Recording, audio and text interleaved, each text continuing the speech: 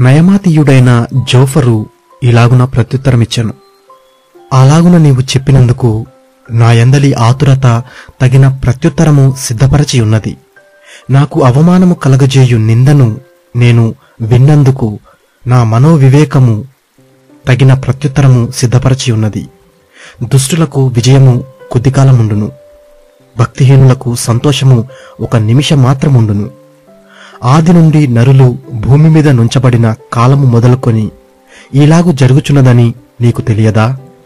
వారి ఘనత ఆకాశమంత ఎత్తుగా పెరిగినను, మేఘములంత ఎత్తుగా వారు తలెత్తినను, తమ మలము నశించు రీతిగా వారెన్నటికి నుండకుండా నశించుదురు. వారిని చూచిన వారు వారేమైరని ఎడుగుదురు. కల ఎగసిపోవునట్లు వారు గతించి కనబడకపోవుదురు. రాత్రి స్వప్నము దాటిపోవునట్లు వారు తరిమివేయబడుదురు. వారిని చూచిన కన్ను ఇకను వారిని చూడదు. వారి స్థలమున వారు మరి ఎన్నడూనూ కనబడరు. వారి సంతతి వారు దరిద్రుల దయను వెతికెదరు. వారి చేతులు వారి ఆస్తిని తిరిగి అప్పగించును. వారి ఎముకలలో యవన బలము నిండియుండును గాని అదియు వారితో కూడా మంటిలో పండుకొనును. చెడుతనము వారి నోటికి తీయగా నుండెను. వారు నాలుక క్రింద దాని దాచిపెట్టిరి, దాని పోనీయక భద్రము చేసిరి, నోట దాని ఉంచుకొనిరి. అయినను వారు కడుపులో వారి ఆహారము పులిసిపోవును, అది వారి లోపట నాగుపాముల విషమగును.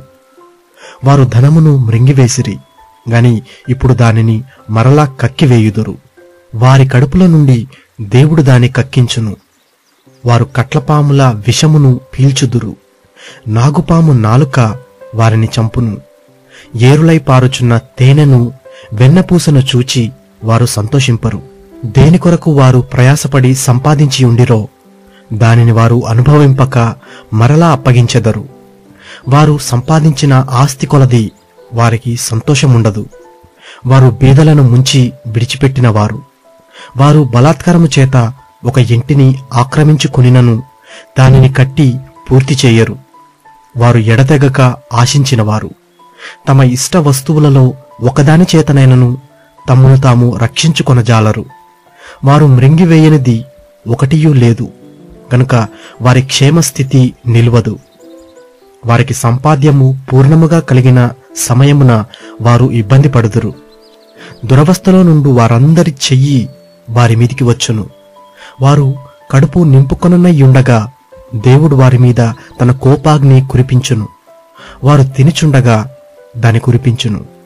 ఇనుప ఆయుధము తప్పించుకొనుటకై వారు పారిపోగా ఇత్తడి విల్లు వారి దేహముల గుండా బాణములను పోవిడుచును.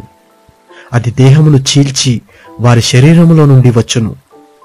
అది బయట తీయగా వారి శరీరములో నుండి పైత్యపు తిత్తి వచ్చును. మరణ భయము వారి మీదికి వచ్చును. వారి ధననిధులు అంధకారణ పూర్ణములగును. ఊదనక్కరలేని అగ్ని వారిని మృంగివేయును. వారి గుడారములో మిగిలిన దానిని అది కాల్చివేయును. ఆకాశము వారి దోషమును బయలుపరచును. భూమి వారి మీదికి లేచును. వారి ఇంటికి వచ్చిన అర్జన కనబడకపోవును. దేవుని కోపదినమున వారి ఆస్తి నాశనమగును. ఇది దేవుని వలన దుష్టులైన నరులకు ప్రాప్తించు భాగము. దేవుని వలన వారికి నియమింపబడిన స్వాస్థ్యము ఇదే.